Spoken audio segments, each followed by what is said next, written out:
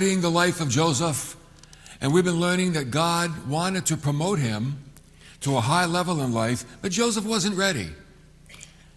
And first he had to be brought low. He had to be humble. God brings us low before he brings us high. And I believe that rings true with us as well. God has big plans for all of you, but he's got to get you to the right place before those plans can become a reality. He was sold to a traveling caravan by his jealous brothers.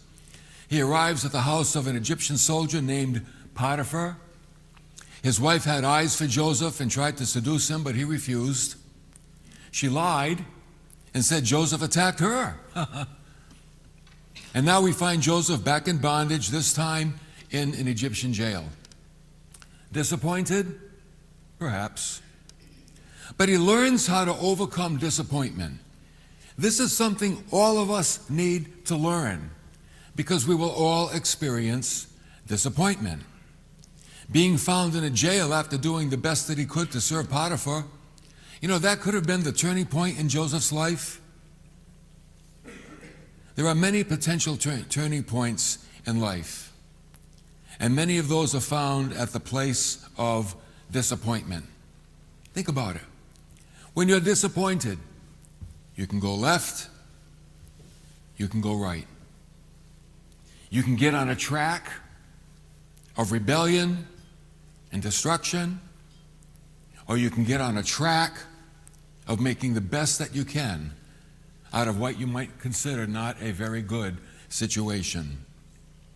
Joseph could have slipped into despair, self-pity, but he didn't. And you know why? Because we learned previously that Joseph had developed a habit, which is a really good habit to know.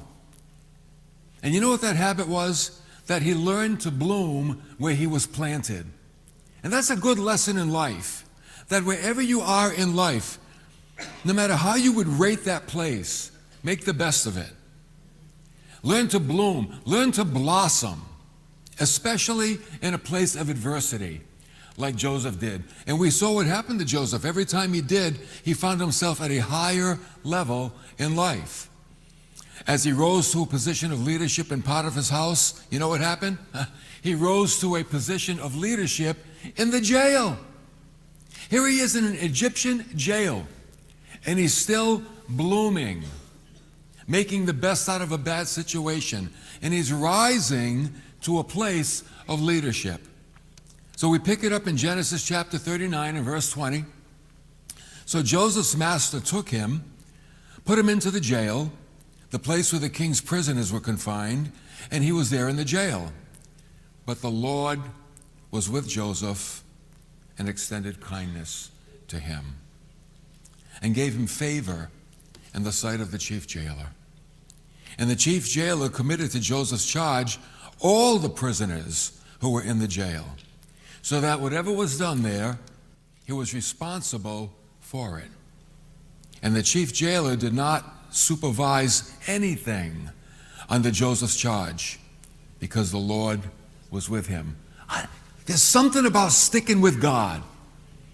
Many of you know that you've had things in your life and you had to make a choice. And sometimes you didn't really stick with God and things didn't get very much better. But then you would know there were times that you stuck with God and things got better. You actually became a better person. You became a different person. That's why it's not so much the circumstances we find ourselves in. It's, will I stick with God no matter what I'm going through? Will I hang on to him? Will I be like that little lady that reached through the crowd and grabbed the hem of his garment and said, I'm not going to let go until something good happens? And we got to hang on to God and don't let go. God was with Joseph because Joseph was with God.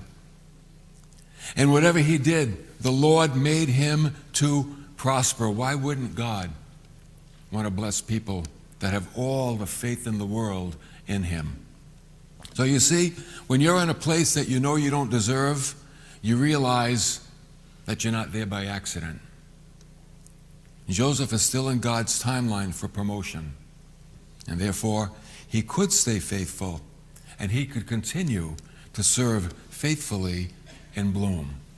Hey, we all find ourselves in places once in a while, and it's like, I don't deserve this. I didn't do anything to be here.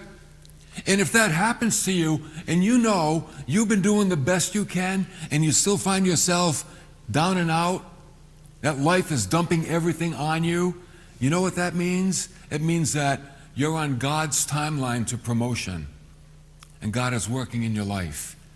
And sometimes He's got to bring us down before He raises us up. Sometimes He's got to work in us a little more humility before He places upon us great responsibility. Because if there's one thing you never want, it's great responsibility with no humility. Humility makes responsibility work. It makes it prosper and successful. Well, pretty soon the king's cupbearer and baker offended the king and wound up in prison with Joseph. One night they both had dreams, and Joseph noticed that they were sad, and he asked them why. Like, hey, what's up? Why are you guys so sad? What's going on? And he asked why they were sad, because you know why? Not because of them, because of him. He refused to be absorbed with his own pain and become insensitive to the needs of others. This is a real good quality that Joseph had. He had pain. He had disappointment. He had disillusionment. He had despair. But he never let it consume him to the point where he didn't have a sensitivity to other people's needs. That's the kind of guy he was. He protected, number one, his relationship with God. That's important. Don't let anything get in the way with your faithfulness to God. And number two, he protected his relationship with people. See, we are relational people. We are here for each other. I loved it when Mike got up here and said, the church is the conscience of the nation. We are the conscience. And together, we have strength, and we have influence, and we have authority. We have God's authority and the responsibility to make the authority and to make the will of God known in this world. So we have to, it's not just us and God, it's us and people. It's us and each other.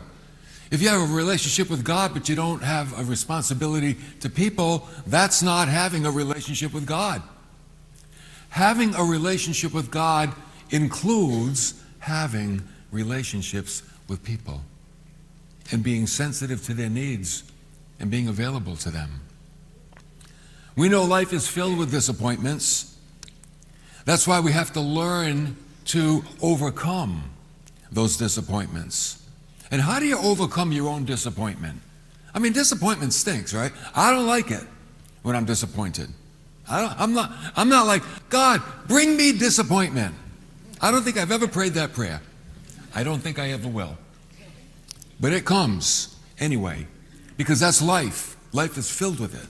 So what do? How do you overcome something that's a reality that's going to happen no matter what? So how do you overcome that? You know how you overcome that? By helping to meet the needs of others. By refocusing on other people. That's what Joseph did with the baker and the cupbearer. They said to Joseph that they didn't understand their dreams. So you know what Joseph did? He interpreted their dreams for them. Say, wow, how did he get so smart? Walk with God. You know, a lot of these laws that Mike talked about, they're so dumb to me. And they're like, how do people make all these dumb laws? They're not walking with God. You walk with God, you'll have smart laws. You turn your back on God, you have dumb laws. That's what happens. Joseph walked with God. He had phenomenal wisdom.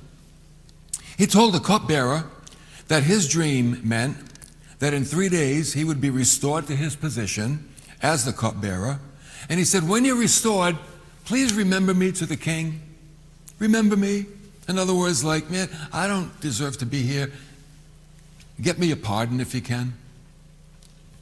Well, the baker thought, this is a pretty good idea. Let me tell Joseph my dream. So he told Joseph his dream, and Joseph interpreted it and said basically, in 3 days you're going to be hanged. Oh, different outcome. The cupbearer will be restored, but the baker, he's going to be hanged. In 3 days, both interpretations came true. But the cupbearer did not remember Joseph and report to Pharaoh how he helped him. Another disappointment. Just when you think you've had enough disappointment, boom, here comes another one. Why? That's life. That's life. That's God working in our lives where we are on His timeline to get us to the place that He wants us to be. Do you realize God has a plan for every person in this room, everyone, that He's got a place that He wants you to be, and it's a wonderful place, a place of security, a place of confidence, a place of boldness, a place of knowing Him.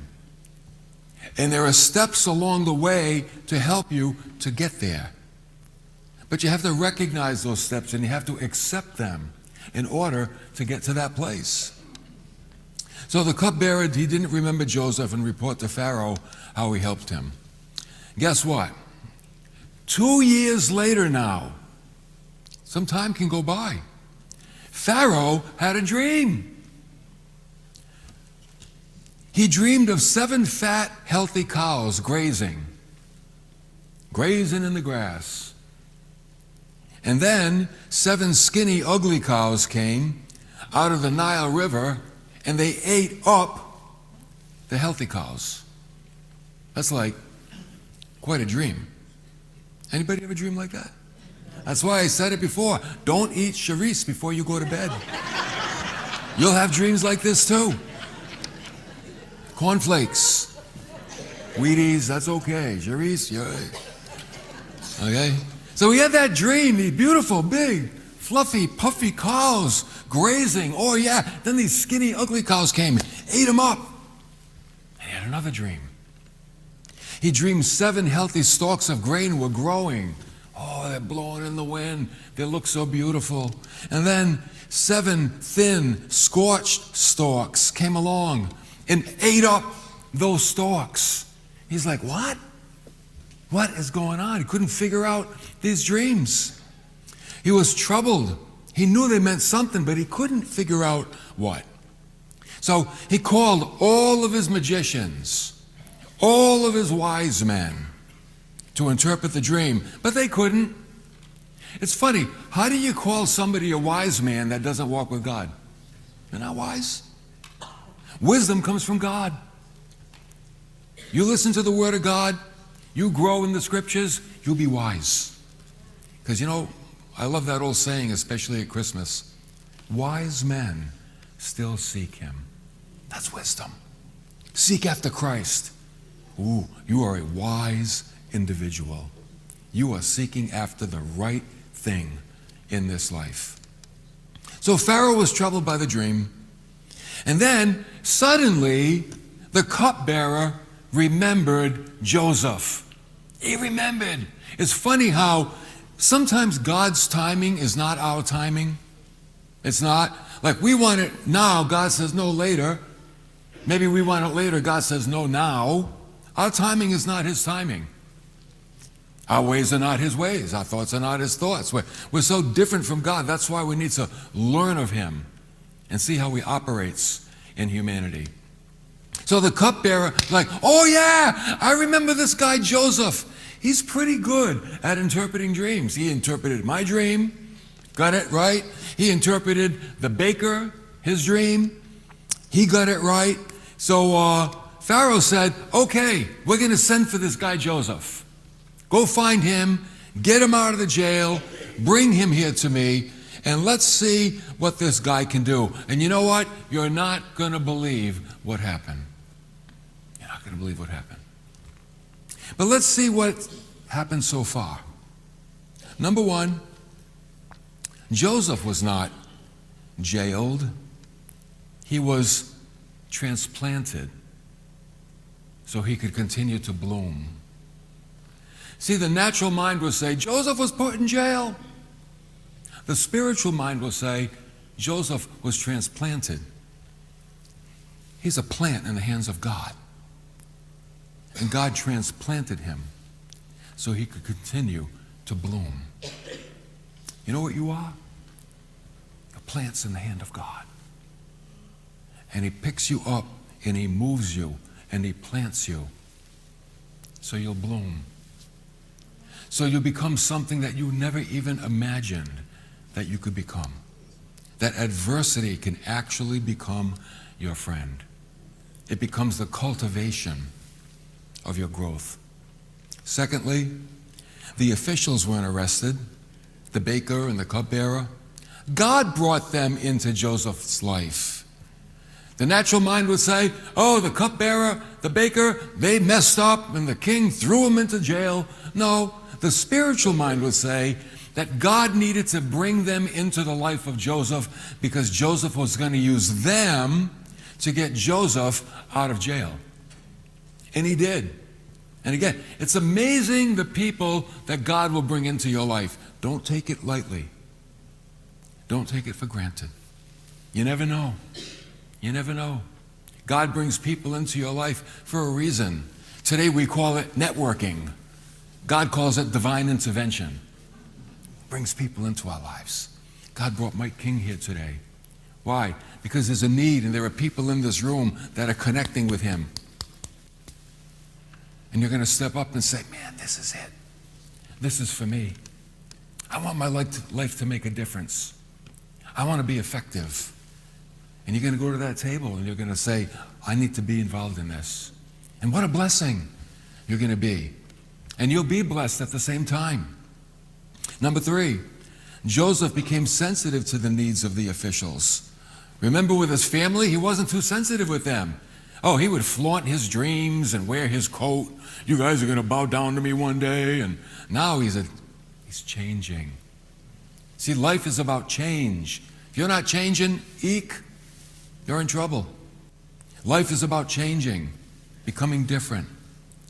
He's changing. He's becoming sensitive to the needs of others. And then fourthly, he set aside his own pain to help with someone else. Set it aside. He says, I know I'm hurting, but you know what? They need my help. I know I'm disappointed, but they need my help. I know I'm stagnant, and helping someone is going to get me moving again. Because you don't want to be stagnant too long. The Dead Sea is stagnant. That's why it's dead. It's not moving. It's dead. Everything goes in, nothing goes out. You want to be alive. You want to be a rushing river. So when you see the needs of others, what it does, it mobilizes you to get out of your own rut and help somebody else with the things that they're dealing with. So Pharaoh calls for Joseph. What do you think happened? Well, we're going to see what happened next week. When Joseph teaches us, I'm sorry, my time is going off. Right, Mike? My time in here. How to overcome past hurts. Man, who doesn't have a past hurt? You know what else you got? You got future hurts. They haven't come yet. But there'll be past hurts one day. That's why this lesson is so important. And how Joseph beautifully blossomed into the man that he became. And the phenomenal blessing that he became to a whole nation. Wow, isn't that God's plan? For his people to become a blessing to a whole nation. We'll see how that works next week. Let's bow our heads.